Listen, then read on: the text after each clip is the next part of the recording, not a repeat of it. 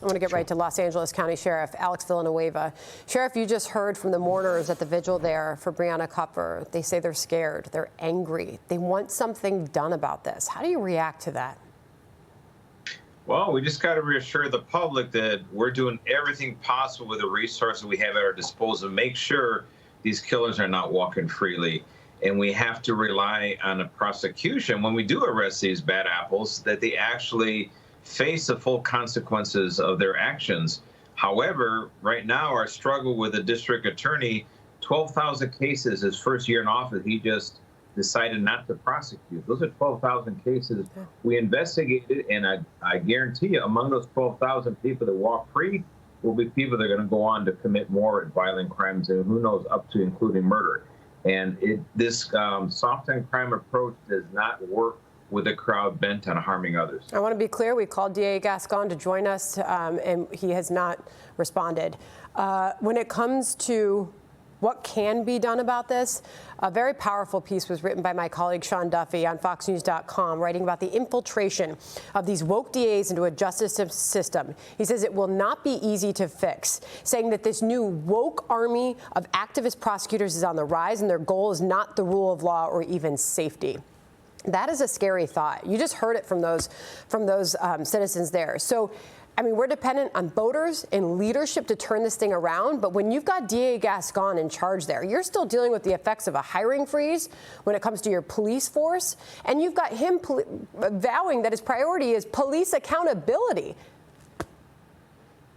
Well, we had the governor picking up trash around the rail yard because of the rash of rail thefts that are plaguing Union Pacific rail lines. And he says he wants prosecution, but then he turns around and endorses George Gascon, who does not prosecute thefts. He's legalized petty theft, all sorts of misdemeanors. He legalized prostitution. Without a proper prosecution, it does us no good or very little good to just arrest people that are going to be released immediately. So that part of the equation is missing. We need a district attorney, and if he wants to be the public defender, I'm pretty sure he can get that job if he wants, but he needs to stop pretending that he's actually doing his job as a DA. That is a frightful warning and a scary thought for people who are actively living through this. As you just heard one of those mourners saying she felt like she was living in the wild, wild west. What's the future of Brianna Kupfer's killer? Well, right now he's obviously he's going to face a trial, and depending on the evidence and the strength of it, which looks pretty solid, hopefully he'll have a fair trial and he'll have a conviction. And then again, if it can be this, according to Gascon, he's going to have a very minimal amount of sentence possible for a murder is what Gascon is planning to do. There will be no enhancements, and unfortunately, these enhancements are what keeps a lot of these killers in prison, not harming people. That's how we drove down these homicide rates back in the 90s, was 3 strikes. It worked. It put the worst of the worst behind bars so they could not harm other people. Now we're back to square one. Do you think that there will be, Sheriff, any possibility of a change in the mindset of DA Gascon when he sees what is happening there and people are scared to walk down the street? Will there be change, or will we have to hit rock bottom before leadership steps in and makes this better? His change is going to come when he gets recalled and realizes he's no longer the DA. He's that dead set on his ideology. That is just a brutal reality for people who are living through this. I look at what's happening here in New York City. Crime is running rampant. People are afraid to walk down the street. Obviously, you see what is happening in broad daylight. A tiny little girl was shot, spending her birthday in the hospital here after being shot by gunfire in the Bronx as a man ran down the street, I should say, firing his gun.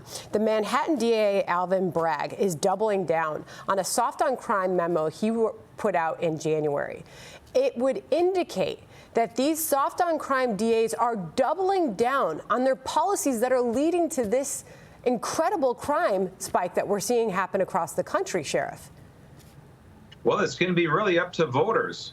And I remember everybody who's in office today got elected in either 2018 or 2020, when it was all the rage in the political world on the left that, soft on crime, progressive reform of the criminal justice system, systemic racism, all these wonderful terms you heard.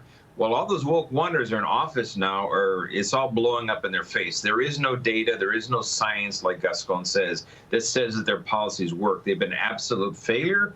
We need to put that pendulum back in the middle where it belongs, and voters need to start paying attention and hold elected officials accountable for not doing their job. And you see Gascon hold these news conferences. He can't believe people are surprised by his policies. He can't believe that people think that they're leading to this spike in crime. So we'll see what happens. Obviously, there's talk about a lot of political implications of this crime as it plays out in some of America's biggest and smallest cities happening across the nation. Sheriff, thank you. Appreciate the conversation. You got it. Hey, Sean Hannity here. Hey, click here to subscribe to Fox News YouTube page and catch our hottest interviews and most compelling analysis. You will not get it anywhere else.